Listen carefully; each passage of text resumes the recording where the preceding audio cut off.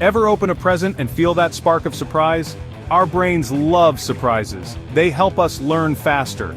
Today, we'll see how scientists describe that surprise in models of conditioning. Stick around if you like finding out why we learn the way we do. Before we dive in, let's do a quick recap. We have classical conditioning, where two things get linked, like a bell that makes a dog drool because it was paired with food. Then there's operant conditioning, where your behavior changes because of what happens after you act, like getting a treat for cleaning your room. Which type of conditioning do you notice most in your life, classical or operant? Let us know in the comments. Let's start with the Rescorla-Wagner model. It says we learn because of surprise.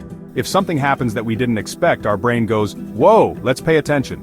Over time, we adjust our ideas of what will happen next. So if you ring a bell and never bring out the food, the dog gets less and less surprised. Then, the bell stops causing drooling.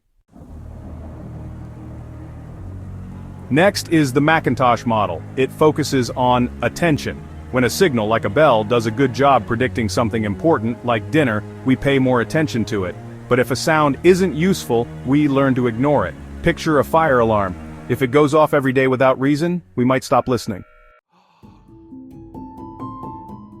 The Pearce-Hall model also cares about surprise, but from a different angle. It says the more uncertain we feel, the more we watch and learn.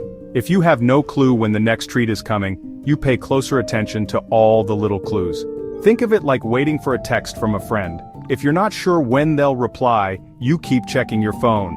Do you get more excited when you know a surprise gift is coming, or when you don't know?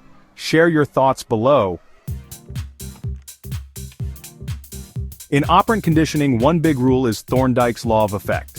If something feels good, like finishing homework and getting ice cream, you'll do that behavior more often. If it feels bad, like getting scolded, you'll do it less often. Simple, right?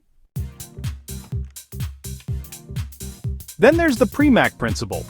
It's the idea that a more fun activity can make a less fun activity worth doing. For example, you can only play video games after you clean your room. The fun part, games, makes the chore more likely to happen. Last, we have the response deprivation hypothesis. If you block someone from doing something they normally do, that thing becomes extra valuable. If I say you can't have screen time today, you'll probably want it even more tomorrow. So how does our brain handle all this? A lot comes down to a chemical called dopamine, which lights up when we predict a reward, or get surprised by something good. We call that a reward prediction error. If we get a bigger reward than expected, our brains say, "Yes, do that again." If we expected a reward and didn't get one, our brain goes, maybe don't do that next time. Also, parts of the brain called the basal ganglia help us form habits. They act like a control system that decides which action to take based on what usually feels good or bad.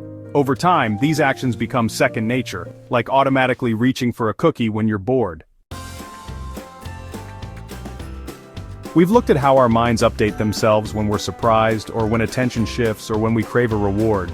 These laws and models shape so much of how we learn and act. Next, we'll talk about how these ideas link up with reinforcement learning in computers and AI.